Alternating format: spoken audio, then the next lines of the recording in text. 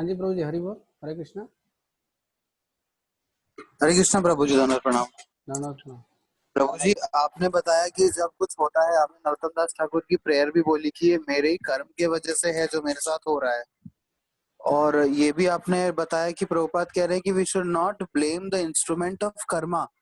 तो इधर एक तरफ तो मतलब ये किसका कर्मा को ब्लेम नहीं करना है, क्योंकि हम बोल रहे हैं कि हमारे कर्म का ही फल है कि हमारे साथ हो रहा है, ना कि सामने वाले की गलती है। तो ये थोड़ा कॉन्ट्रडिक्टरी लग रहा है, या शायद मैं मिसअंडरस्टैंड कर रहा हूँ। समझा नहीं क्या ये आपके घर, समझा नहीं क्या मतलब we should not blame the instrument of karma. Instrument of our karma. हम वही करने के लिए बोला जा रहा है ना कि मेरे कर्म की वजह से है जो मेरे साथ कोई गलत कर रहा है, यही हुआ, हाँ यही कहा हाँ जा रहा है हाँ ना। हाँ, मेरा कोई गलती कर ही नहीं सकता है प्रभु जी। मेरे ऊपर कोई क्या कर सकता है? ये तो सारे जो है तुच्छ जीवात्मा है। जब तक वो परमात्मा कैसे अलाउ किया उसको, तो जरूर ये कार्मिक रिएक्शन है। ये और तो हाँ हाँ, बोलिए। तो ये मतलब ये we should not blame the instrument of karma कैसे हुआ फिर ये? But we are blaming the instrument of karma ना, हमारा कर्म था इस वजह से मेरे साथ हुआ। अरे ये सिंपल इंग्लिश है, ये आपके इंग्लिश में थोड़ा सा यहाँ गड़बड़ हो रहा है। This person is a instrument of my Karma. समझ में आया क्या ये ओ बात? हाँ प्रभु। ये मेरे कर्म मेरे पर लागू करने का एक माध्यम बना है बस। अच्छा, तो we should not blame the instrument, मतलब the person who is the instrument of our karma. Yes, okay yes, he is the instrument okay of our karma. Yeah. Okay okay, got it Yeah. Clear. He is the instrument of my karma. ये वो just एक निमित्त बना है, कर्म तो मेरा ही है। हाँ, वो निमित्त बना है। क्लियर प्रभु जी, थैंक यू सो मच। हाँ जी बोलिए।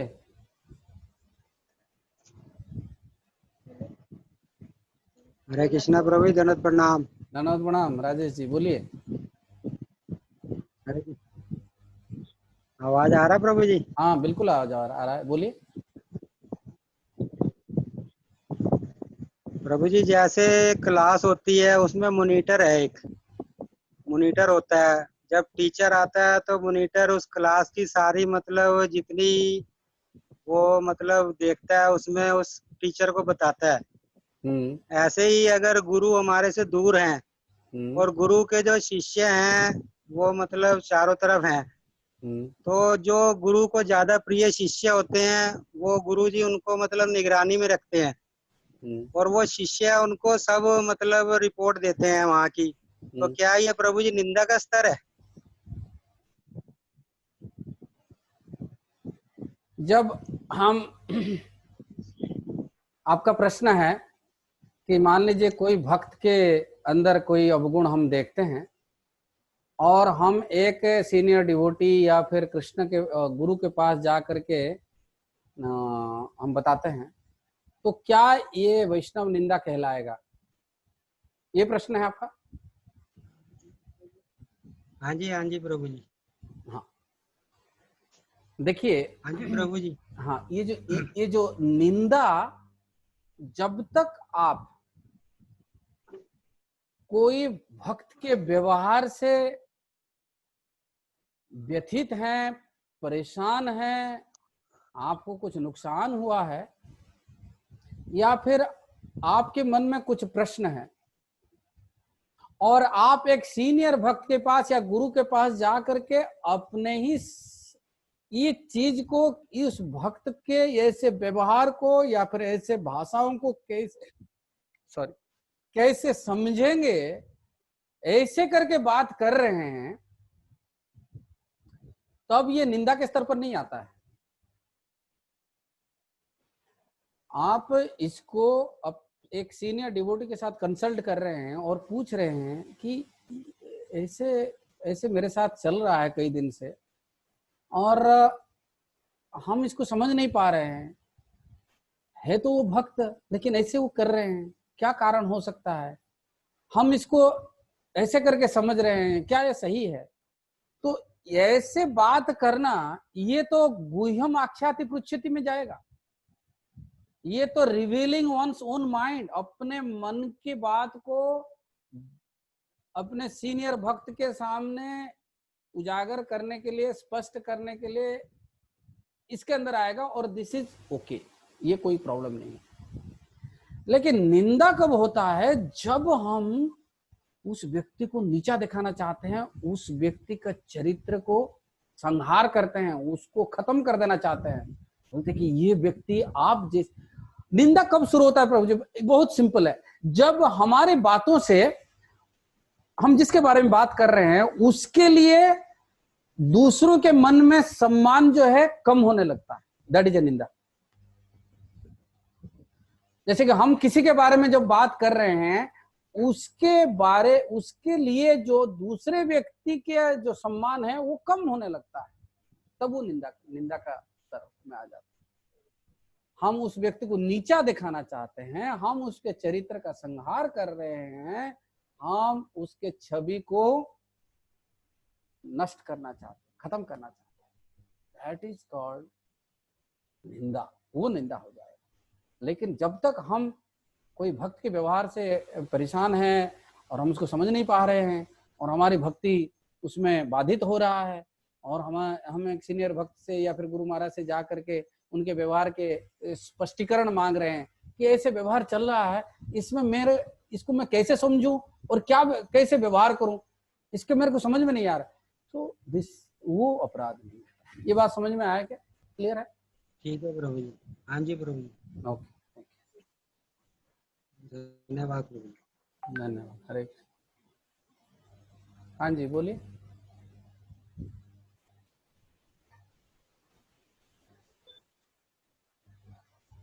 हरे कृष्ण प्रभु जी, प्रणाम। नन्ना प्रणाम, बोलिए। प्रभु जी, मेरा कल का लेक्चर तो मिस हो गया था प्रभु जी। परसों के लेक्चर में से मेरा क्वेश्चन है, उसके अंदर प्रभु जी आपने परसों एक उदाहरण दिया था कि एक भक्त का बर्थडे पार्टी था और उसके अंदर सब उसका गुणगान कर रहे थे, तो उसके अंदर तो उसके पसंद नहीं करते थे। प्रभु जी, अगर यहाँ पे मेरा क्वेश्चन ये है कि अगर मेरे पास इतने सारे भक्त हैं, सारे भक्त गुणगान कर रहे हैं, तो मेरे अंदर भी कहीं ना कहीं गुण आ जाएगा ना कि मैं भी, चाहे मेरे मन में उसके लिए ईर्ष्या है, लेकिन मैं फिर भी उसका गुणगान करूं, चाहे ऊपरी तरीके से क्यों ना करूं। जब 10 भक्त उसका गुणगान कर रहे हैं तो ऊपर से ऊपरी मन से चाहे मैं भी गुणगान करूं, जो ऊपरी करते करते तो मेरे मन के अंदर कहीं तो ये बात आएगी ना कि भी क्या कहते हैं, मैं नाटक के तौर पे उसका गुणगान करूं, तो ये नाटक करते करते कभी तो रियलिटी आ ही जाएगी प्रभु। बिल्कुल नहीं, बिल्कुल नहीं आएगी, कभी भी नहीं आएगी। नाटक से कभी असलियत नहीं होगी, बिल्कुल नहीं होगी। देखिए, ये बात मैंने क्लियर किया है, अगर परसों के लेक्चर आप ध्यान से सुने होंगे, परसों पहला लेक्चर शायद, परसों का लेक्चर, दूसरे लेक्चर में ये बात बोला है कि एक होता है चापलूसी और एक होता है ईर्ष्या। हाँ जी, हाँ जी। चापलूसी क्या है ना, जो हम पीछे नहीं बोल सकते वो सामने बोल देते हैं, मतलब पीछे उसको तो अच्छा हम कह ही नहीं सकते, तो सामने अच्छा कहते रहते हैं, तो ये तो चापलूसी कहलाएगा ना। और ईर्ष्या, और दूसरा क्या, ईर्ष्या क्या है ना, जो सामने नहीं बोल सकते वो पीछे बोलते हैं, मतलब सामने तो उसके बदनाम नहीं कर सकते, उसके बारे में बुराई नहीं कर सकते, तो हम पीछे करते हैं। तो ये दोनों ही विडंबना कहलाएगा। विडंबना मतलब डुप्लीसिटी, कूटनीति, हेरा फेरी, बाहर एक नीचे एक पीछे एक। तो हमें ना तो चापलूसी करना है, तो इसका मतलब जो बात मैंने कहा कि जो मान और दान करना है, तो इसमें भी मान और दान में, हालांकि हमारे अंदर उस भक्त को हम अच्छा करके नहीं मान रहे, लेकिन फिर भी उसको सम्मान देते हैं। इसका मतलब क्या हुआ, ना उसके पीछे हो या उसके सामने हो, हम उसके भक्ति को नजर के सामने रख करके उसके गुणगान करते रहते हैं, पीछे भी करते हैं। जब जब उसके मन और जब जब हमारे मन में वो उसके खराब गुण आ जाएंगे, तब उसको याद करना है, अरे चलो भक्त है, सुधर जाएगा, समय से सुधरेगा। और चाहे कुछ भी है, लेकिन उसमें ये गुण है, वो तुरंत उसके बुराई को अच्छाई से ढकना है, वो पीछे भी करते रहना है, तब जाकर के आप सिंसियरली कर रहे हैं करके माना जाएगा। समझ में आया क्या ये बात आपको? हाँ जी प्रभु जी, बिल्कुल। हाँ, पीछे भी करना पड़ेगा तभी जाकर के आप सिंसियरली कर रहे हैं करके भगवान देखेंगे, नहीं ये पीछे भी उनका सराहना कर रहा है, गुणगान कर रहा है। समझ गया? प्रभु जी एक और। हाँ जी बोल। प्रभु जी से परसों के उसमें ही आपने एक और उदाहरण दिया था कि भाई जैसे एक भक्त से किसी ने पूछा कैसा चल रहा है, तो उन्होंने उत्तर दिया कि कुछ लोगों को माफ कर दिया और कुछ लोगों से माफी मांग ली। तो प्रभु जी इसके लिए क्या कहते हैं, अपने आप को उन्होंने कितना तैयार भी तो किया होगा प्रभु जी इस लाइन को बोलने के लिए उस समय प्रभु जी। एक्चुअली मैं बताऊं, मैंने ये सेमिनार का आधा ही किया है और आधा अभी नहीं करूंगा ये आधा फिर तो आप बीच में छोड़ रहे प्रभु जी। मैं थोड़ा गैप दे करके अभी अभी अभी ये अभी पिछले 4 दिन का जो लेक्चर काफी मैंने सोचने के लिए बहुत कुछ दे दिया है लोगों को, थोड़ा उनको ये डोज थोड़ा उतरने दीजिए और फिर हम उस लाइन में जाएंगे कि वो माफी के लाइन को पकड़ेंगे, वो फॉरगिवनेस को लाएंगे हम। फॉरगिवनेस जब एक आज के से प्रभु जी क्या कहते हैं प्रभु जी, जैसे ईर्ष्या हमारे अंदर है, मेरे को पता चल गया मेरे मन में ईर्ष्या है प्रभु जी, वो कम से कम ना हो, कम से कम डेवलप तो ना हो प्रभु जी, कम से कम आगे उससे बढ़े तो ना, उसके लिए क्या करें प्रभु जी? कम से कम अगर हम उसको कम नहीं कर, चाहे ईर्ष्या कोई भी लेवल में हो, चाहे हम निंदा के स्तर पर भी चले गए हैं, वो अनाप शनाप बोलने लग गए हैं और उसके खिलाफ काम करने लग गए हैं, वो कुछ काम करता है तो उसको बिगाड़ने में लग गए हैं, मतलब पूरा बदमाशी के रास्ते पर उतर आए हैं। लेकिन अगर हम दान मान शुरू करेंगे ना, तो वो तुरंत रिड्यूस होने लगता है और पश्चाताप करेंगे, अरे क्या कर रहा हूं मैं अपना ही नुकसान करते जा रहा हूं, उसका तो कुछ नहीं हो रहा है, अपना ही नुकसान हो रहा है। तो दान और मान करते रहना है और फिर क्या होगा ना, निंदा से हम फिर द्वेष और द्वेष से फिर हमारे उपेक्षा से अवज्ञा और अवज्ञा के स्तर पर भी हम अगर ऐसे करते करते हम इससे छुटकारा पा जाएंगे। समझ में आएगा? ठीक है प्रभु जी, मैं कल का लेक्चर सुनूंगी प्रभु जी, मेरा कल का मिस हो गया था, इन्होंने मेरे को दान मान के बारे में थोड़ा सा बताया था प्रभु जी, मैं इसको सुनूंगी प्रभु जी कल का लेक्चर। बहुत बहुत धन्यवाद। आप अगर सुनेंगे तो मेरा मेहनत सफल हो जाएगा मतलब सॉरी प्रभु जी, कल का नहीं, वो इसीलिए ये YouTube का सिस्टम मैंने पकड़ा है कि लोग जिनको समय है वो सुनेंगे, जिनको समय नहीं है बाद में सुनेंगे, जिनको समय होते हुए भी नहीं सुनना है तो वो भी छोड़ भी सकते हैं, क्या है जो मर्जी कर सकते हैं। हमने छोड़ दिया है, ये वाणी को छोड़ दिया है, इसको सेवा में कोई लगाएगा तो हरे कृष्णा, नहीं लगाया तो भी हरे कृष्णा। हमने वो वाणी को जो है ये बैंक में डाल दिया है ठीक है, ओके, हरे कृष्ण, ओके।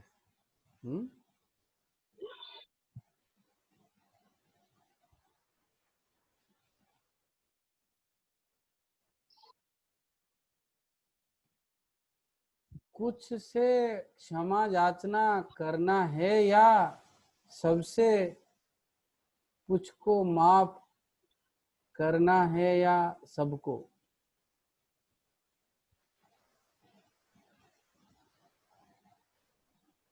क्या हुआ पराक्रम साहब प्रभु, समझ में नहीं आया क्या मतलब? हरे कृष्णा, दंडवत प्रणाम। दंडवत प्रणाम, बोलिए। दंडवत प्रणाम। यस प्रभु, दंडवत। जो आपने जो एक्सट्रैक्ट था प्रभु जी, सबको माफ करना है या कुछ को माफ करना है या कुछ को छोड़ देना है?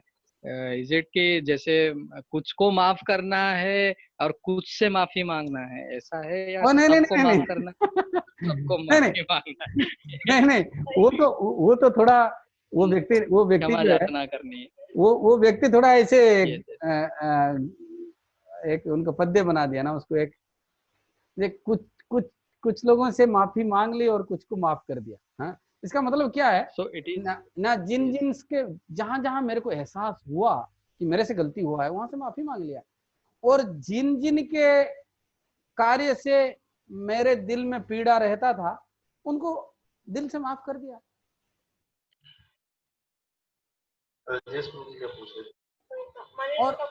और ये चीज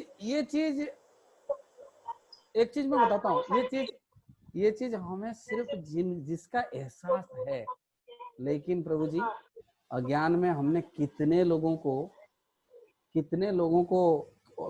का अपराध किया है, और कितने लोगों के पीड़ा लेकर के हम घूम रहे हैं, इसका एहसास हमें नहीं है। तो जिसका जिन जिन का एहसास है हमने माफी मांग ली, और जो पीड़ा हमें समझ में आया वो हमने उनको माफ कर दिया। तो ये तो उन्होंने वो स्कूल चला रहे थे ना, तो उन्होंने एक ऐसे स्टेटमेंट बोला, तो वो थोड़ा मैंने टाइमली उसको बोल दिया उसको कि हमारा जीवन को आसान बना दिया, कुछ लोगों से माफी मांग ली, कुछ को माफ कर दिया। और कुछ का कुछ समझ में नहीं आया तो प्रभु जी जिसका समझ जो में नहीं बीच में रह गए, आएगा, जो जिनका समझ उसके में लिए नहीं भी माफ हुआ।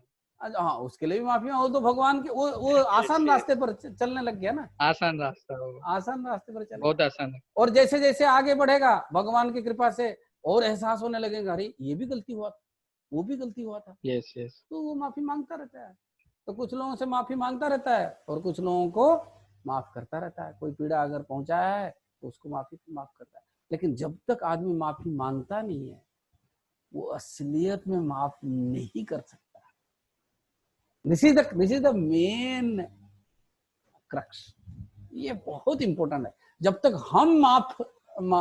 हम गलती स्वीकार नहीं करते हैं, हम जब तक माफी के लिए गिड़गिड़ाते नहीं है, हम सही मायने में माफ नहीं करेंगे। हम ऐसे ऊपर ऊपर बोलते रहेंगे, लेकिन दिल से माफ नहीं कर पाएंगे। तो हमें अपने गलती का एहसास होगा तो अपने गलती के लिए माफी मांगेंगे, तभी जाकर के दूसरे को माफ कर सकते। ओके, थैंक यू प्रभु जी, अरे थैंक यू, थैंक यू। हरे 10:34, हालांकि हमारे 20 मिनट ही हुआ है मीटिंग को, लेकिन अगर आप लोग कोई प्रश्न नहीं पूछेंगे तो हम सबको यहाँ पंचा कल्पतरु ऐसे करते हैं। Any question anyone? बोलिए नीरज अग्रवाल प्रभु। हरे कृष्णा प्रभु जी, दंडवत प्रणाम। धन्यवाद प्रणाम। प्रभु जी कल मैंने लेक्चर में सुना था, आप बता रहे थे जो हमारे कलमश हैं उसके 6 रिपू हैं, जैसे काम, क्रोध, मोह, लोभ, मत्सर और मद। प्रभु जी आपने बताया था कि हम 5 को हटाकर भक्ति में लग सकते हैं, लेकिन एक है जो हमारे आचार्य, एक है जो बड़ा चालाक, जो चतुर है, वो हमें भक्ति में लगने नहीं देता, एनवी।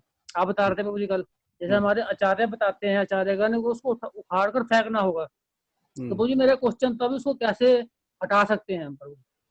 अरे ये पूरा लेक्चर पहले तो मेरे को ये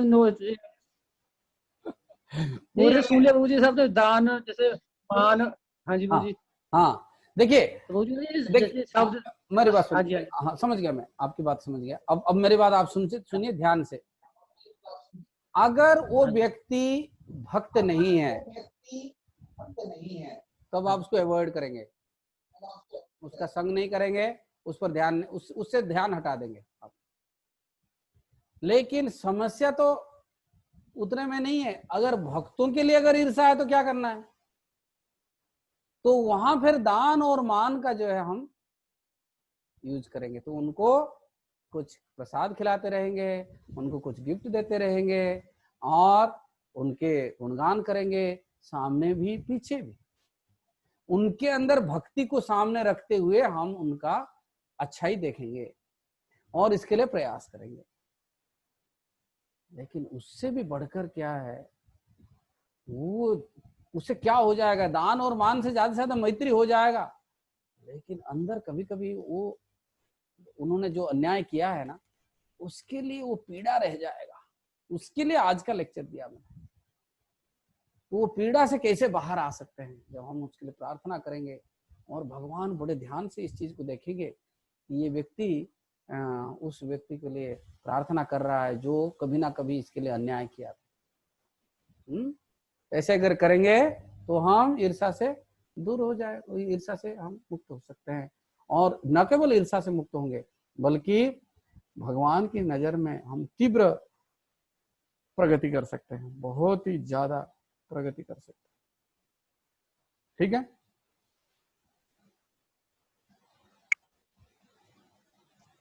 ठीक है। थैंक यू प्रभु जी। ओके, हरे थैंक यू प्रभु जी। हरे कृष्णा।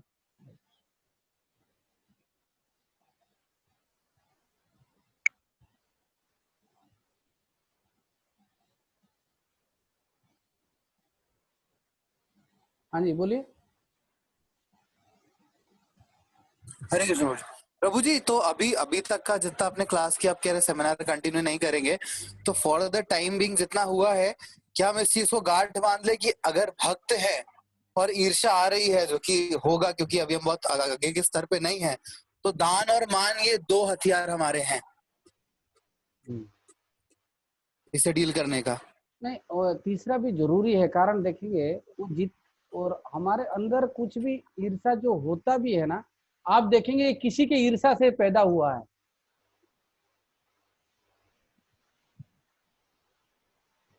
उसका क्या करेंगे? मतलब हमारा ईर्ष्या किसी और के ईर्ष्या का रेसिप्रोकेशन है। हाँ, हम किसी के लिए क्यों बुरा सोचते हैं? क्योंकि वो व्यक्ति हमारे बारे में बुरा सोचा है। हाँ। तो इसीलिए जो तीसरा आज का लेक्चर उसी के लिए रखा मैंने, जिसका जो ईर्ष्या का जन्म ही हुआ दूसरे की ईर्ष्या से, तो वहां अगर वो उसका इलाज नहीं करेंगे तो फिर हम आगे नहीं बढ़ पाएंगे। ये बात समझ में आया क्या? नहीं प्रभु जी, थर्ड वाला क्लियर नहीं है। दान मान के आज वाला जो था वो एकदम टू द पॉइंट नहीं आया कि इन वन वर्ड वो क्या है। मतलब वन वर्ड ये है, जैसे मान लीजिए किसी ने हमारे लिए अन्याय किया है और हम उसको भूल नहीं पा रहे हैं, मतलब हमारे अंदर ग्रज है, हमारे अंदर असंतोष है, हमारे अंदर प्रतिशोध है, और जिससे कि वो उसके लिए ईर्ष्या पैदा होता है बार बार, और हम ऊपर ऊपर दान और मैत्री करते रहते हैं। और उसको अगर जड़ से उखाड़ना है तो उसके लिए प्रार्थना करना पड़ेगा। ये बात समझ में आया क्या आपको? जी जी प्रभु। जैसे कि प्रार्थना जड़ से उखाड़ने के लिए या प्रार्थना उसके लिए? वो हमारे हृदय में जो उसके लिए जो असंतोष और प्रतिशोध के आग सुलग रहा है, उसको जड़ से निकालने के लिए हमें उसके हितैषी बनना पड़ेगा, उसके लिए प्रार्थना करना पड़ेगा। नहीं तो ये जाएगा नहीं, ये सुलगता रहेगा। हाँ हाँ ठीक है, अब तो ये बहुत अच्छे हैं, लेकिन पता है प्रभु जी एक दिन क्या किया था उसने, फिर शुरू हो जाएगा। तो इसको जड़ से निकालने के लिए हमें जो उनके लिए प्रार्थना करना है और उनके भलाई देखना है। समझ में आया क्या ये बात? यस प्रभु जी, अब क्लियर है। ओके।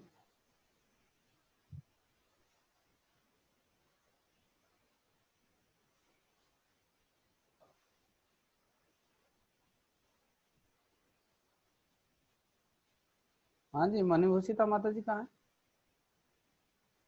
हाथ ऊपर कर रहे हैं। हाँ बोलिए।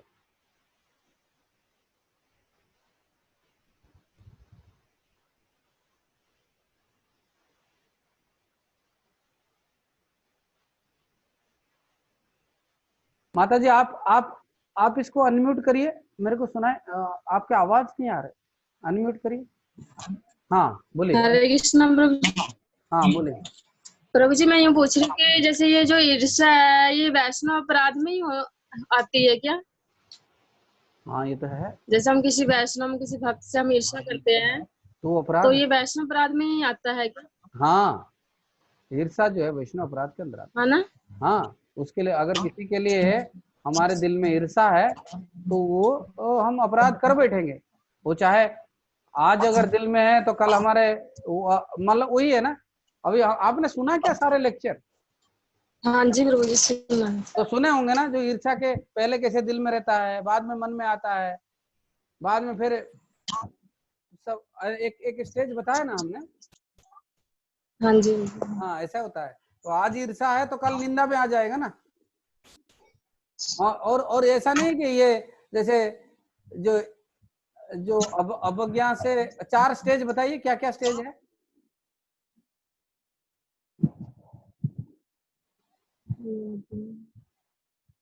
हाँ, आप सुन नहीं रहे हैं।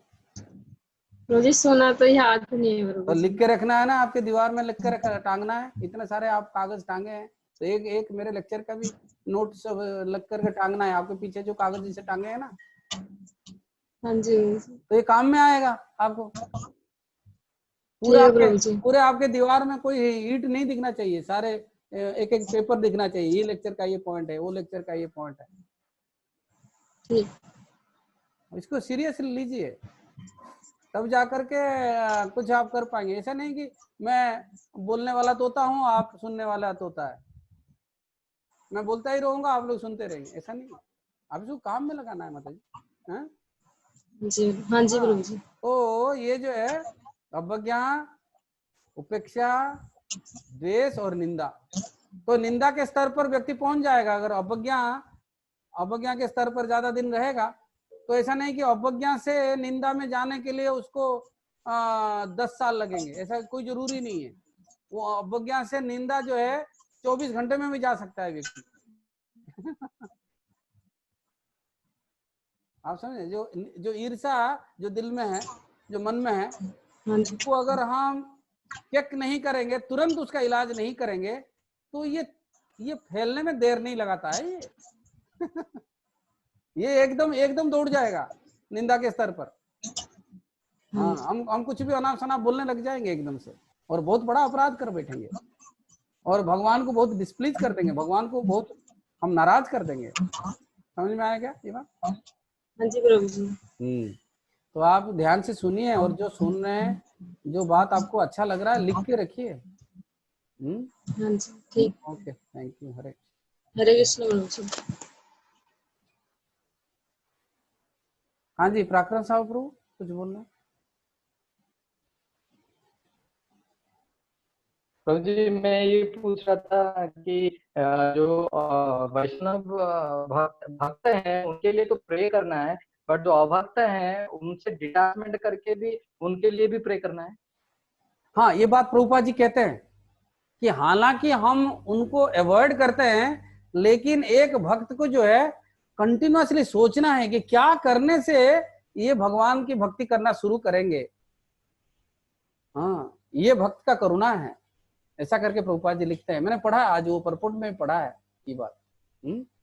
हालांकि हम उसको अवॉइड करते हैं, उनके साथ ज्यादा बातचीत नहीं करते हैं, उनको पता है कि ये नास्तिक है, ये भगवान के बारे में अनाप शनाप बोलेंगे, तो फिर भी हम क्या करते हैं ना, थोड़ा भक्त जो है हमेशा ये कंटिन्यूअसली सोचता रहता है कि कैसे करने से इनका जो है बुद्धि वापस आएगा, कैसे करने से वो भगवान की भक्ति वो शुरू करेंगे। ऐसा करके वो सोचता रहता है और प्रयास करता रहता है। Different way. हाँ, और कभी कभी उनको थोड़ा सम्मान भी करता है, रेस्पेक्ट भी करता है, और उनको प्रसाद देता रहता है। तो वही दान और मैत्री से उनके साथ भी वो डील कर सकते हैं। वही। हाँ, जैसे गुरु महाराज का एक बहुत फेमस लीला है, वो चैतन्य महाप्रभु की लीला बताते हैं। तो जो गदाधर दास हैं, गदाधर पंडित नहीं, ये गदाधर दास हैं, गदाधर पंडित के एक शिष्य हैं। तो वो कभी कभी वो मुस्लिम काजी के पास चले जाते, तो वो बोलते थे आप बहुत बड़े विद्वान हैं, और आप बहुत धनवान हैं, आप बहुत रूपवान हैं, और आपके पास इतने शक्ति है, लेकिन मैं आपके पास एक रिक्वेस्ट करने आया हूं, आप ये सब कुछ भूल जाओ और आप आप कृष्ण का नाम ले लो, ऐसा करते।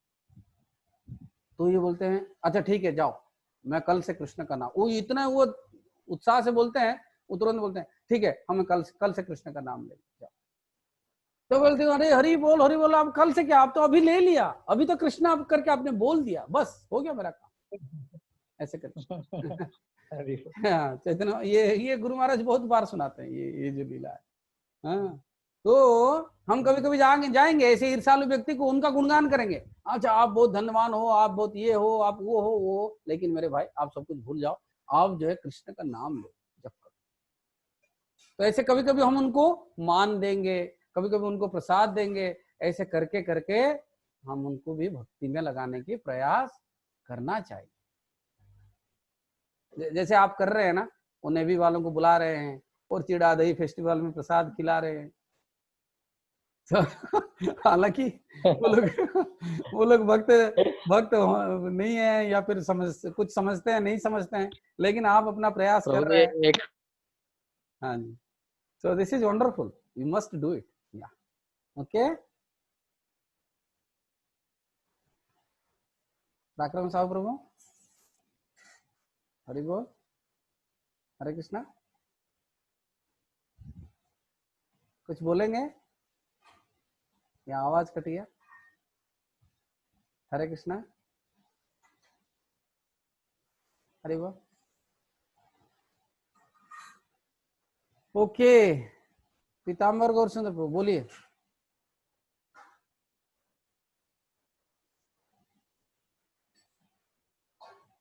हरे कृष्णा प्रभु जी, ननद प्रणाम, बोलिए। प्रभु जी, आज लेक्चर में आपने एक जगह ये बात बोली कि भी हम जिस तरह किसी को क्षमा करने के लिए या किसी को करने के लिए होगा, तो खुद हमारे को देने की स्थिति में आना पड़ेगा, मतलब खुद हमारे को इस चीज को महसूस करना पड़ेगा पहले कि हम किसी से दया मांगेंगे। आपने कहा कि हम किसी से दया मांगेंगे तभी हम किसी को दया कर सकते हैं ना। हाँ, अगर हम अपने गलती के लिए माफी चाहते हैं तो हम दूसरों की गलती को माफ करना पड़ेगा। हाँ बोलिए। मतलब खुद को पहले इस स्तर पे लाना पड़ेगा कि खुद मांगने के स्तर पे, कि खुद दया मांग, किसी से दया की याचना करने के कि कोई मेरे को गलती माफ कर दो, इस तरह का अपना स्वभाव बनाना पड़ेगा, तभी हम किसी को दया, मतलब किसी को माफ करने के स्तर पे आएंगे। हाँ हाँ हाँ, बिल्कुल ठीक है। क्या प्रश्न क्या है? ये मतलब कि ये स्टेज को कैसे लाएंगे प्रभु जी अपने अंदर, कि हमारे दया जो हम मांगे किसी से, हमारे पास ये स्टेज कैसे आएगी कि हम किसी से दया, किसी से क्षमा याचना मांगे। हमारे अंदर तो प्रभु जी अहम इतना है, हम इतनी जल्दी किसी से क्षमा मांग ही नहीं सकते प्रभु जी। हाँ, ये पहले दिन हमने इसका चर्चा किया था कि ये जो हमारे अंदर जो यही तो कारण है कि ये चैंपियन खिलाड़ी है, ये पकड़ में नहीं आता है। ये बीमारी ऐसा है, वो 4th स्टेज में ही नजर में आएगा, जैसे कि वो कैंसर जो है वो छिपा रहेगा और एकदम पता चलेगा ये 4th स्टेज में आ गया, अब खत्म है, 4 महीने का मेहमान।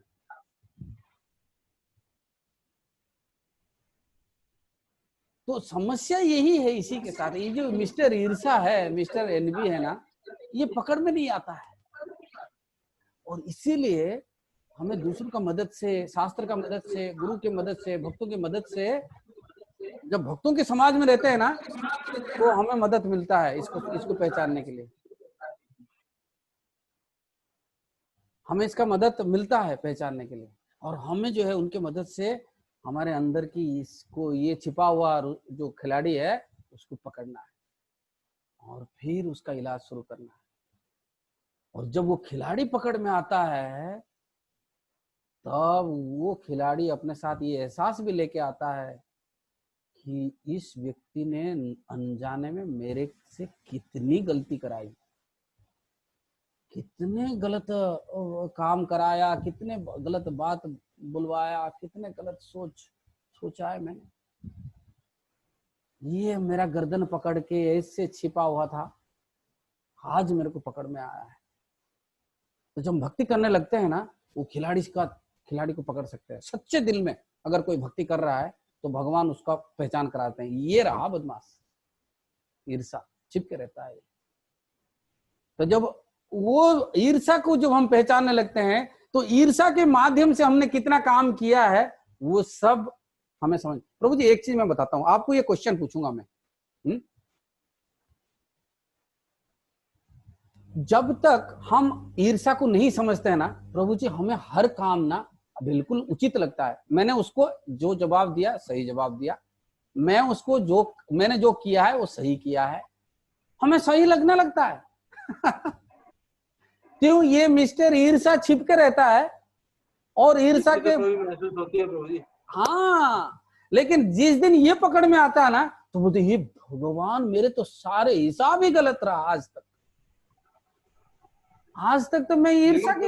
हाँ हाँ, बोले बोले। लेकिन प्रभु जी एकदम से नहीं पता लगता ना प्रभु, धीरे धीरे से महसूस होने लगता है, लेकिन धीरे धीरे। तो जैसे ही उस पकड़ में आता है ना तो क्या होगा, आपको अपने गलती का एहसास होगा। जो चीज आज तक आप सही मान के आ रहे थे, आपका हिसाब बिल्कुल उलट फेर हो जाएगा।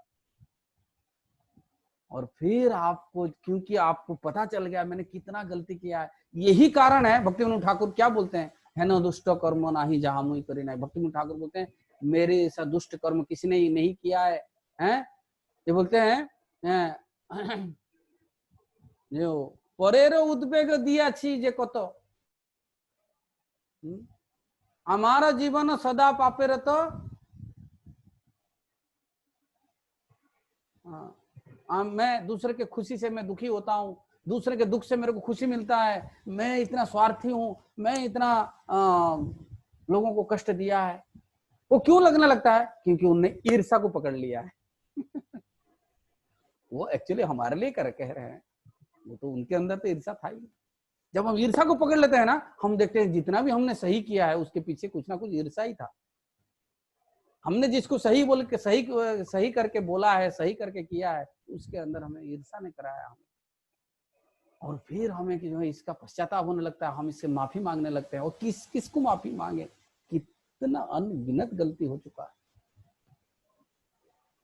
तो क्योंकि हम जो है अपने लिए माफी मांगने लगते हैं, तो फिर कोई हमारे लिए कोई गलती करता है तो उसको भी माफ कर देता है। अरे कोई बात नहीं, मैं समझ गया। जो वो जैसे मेरे को ये ईर्ष्या पकड़ के रखा था, ऐसे ही आपको भी पकड़ा होगा। वो मेरे को समझ में आ गया, तू ऐसा नहीं है, लेकिन तेरे अंदर ये बैठा है, इसलिए तो मैं तेरे लिए प्रार्थना करता हूँ। ये बात समझ में आया क्या? ठीक है प्रभु, थैंक यू प्रभु जी।